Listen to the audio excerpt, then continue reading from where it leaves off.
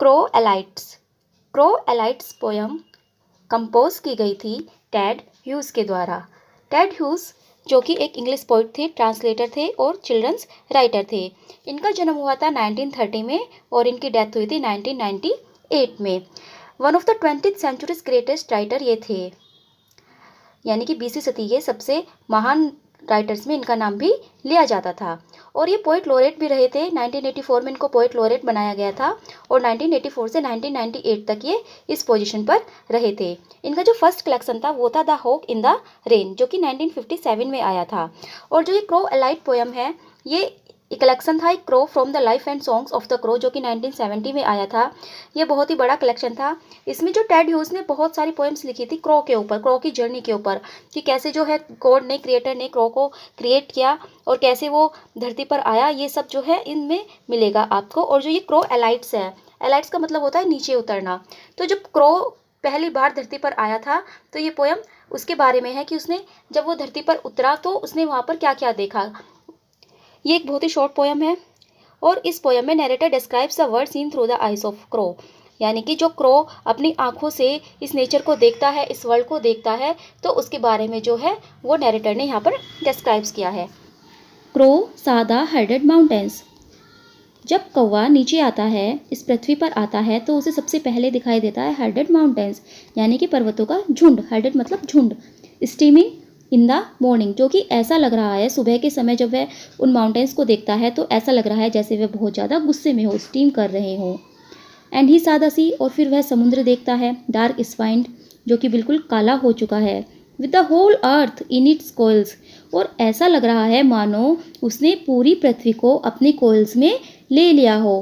Coils जो कि इस प्रकार की घुमावदार पट्टियाँ होती हैं, तो ऐसा लग रहा है मानो इस समुद्र ने इस पूरी पृथ्वी को अपने कोइल्स में समेट लिया है। ही saw the स्टार्स, और फिर वह स्टार्स देखता है, तारे देखता है, fuming away into the black, लेकिन वे भी बिल्कुल काले हो चुके हैं। Mushrooms of the nothing forest, और जंगल में भी उसे कुछ नहीं दिखाई देता सिवाय मशरूम्स के। मशरूम्स जो कि एक तरह का फंगस होता है, एक तरह की फुंदी होती है जिससे कि लकड़ियों में लग जाती है। क्लाउडिंग देयर स्पोर्स, और वो मशरूम जो है वहाँ पर अपने स्पोर्स उत्पन्न कर रही है, यानी कि जो बैक्टीरिया के जो कण होते हैं वो वहाँ पर हो रहे हैं। द वायरस ऑफ गॉड, और उसे यह सब चीज़ें गॉड का वायरस लगती है, यानी कि यहाँ पर नेचर को वायरस कहा गया है। नेचर के बजाय वायरस का जो है यूज़ किया गया है। And he शिवर्ड with the horror of creation, और वह इस क्रिएशन को देखकर कांपने लगता है डर से।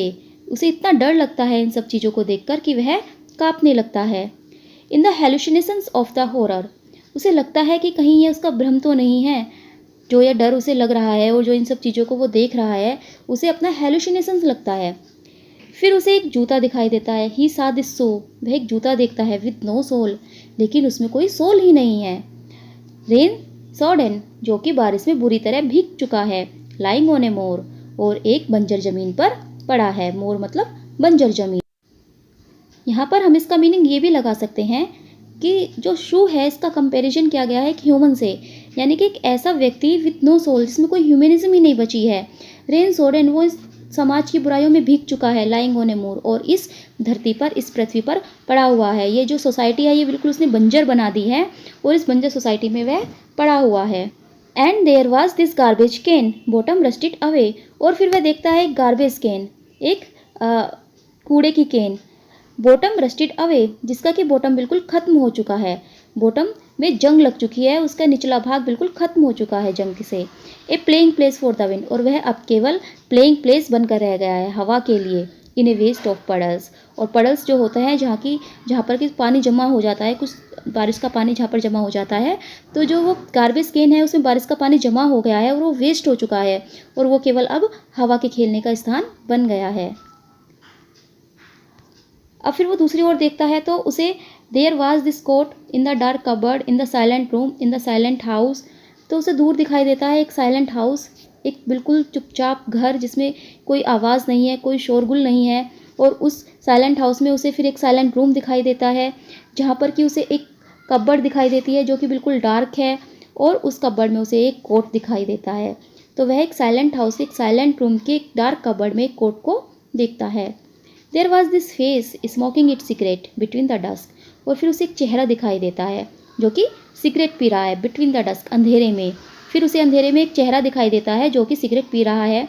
विंडो एंड द फायर एम्बर्स, और वहाँ पर उसे एक विंडो दिखाई देती है और फायर एम्बर्स दिखाई देते हैं। फायर एम्बर्स मतलब जो आग की चिंगारी, जब वो सिगरेट पी रहा है तो उसमें से जो चिंगारी निकल रही है, जो हल्की सी लाल कलर का जो स्पॉट है आग का, वो उसको दिखाई दे रहा है। Near the face this hand motionless, और उस चेहरे के पास वह एक हाथ को देखता है जो कि बिल्कुल ही मोशनलेस है, जिसमें कुछ भी मोशन नहीं हो रहा है। Near the hand this cup, और उस हाथ के पास एक कप रखा हुआ है। क्रो ब्लिंक्ड, ही ब्लिंक्ड, क्रो जो है वो ब्लिंक करता है, अपनी आंखों को बंद करता है, खोलता है। ही ब्लिंक्ड, वह फिर बार बार ब्लिंक करता है। नथिंग फेडेड, लेकिन कुछ भी नहीं बदलता।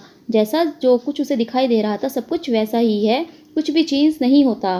He started he stared at the evidence, और वह सत्य को देखने लगता है, वह सत्य को समझ सकता है, उससे कुछ भी नहीं छुपा है। वो इस सोसाइटी के जो सच हम नहीं देख पाते वो एक क्रो देख पा रहा है।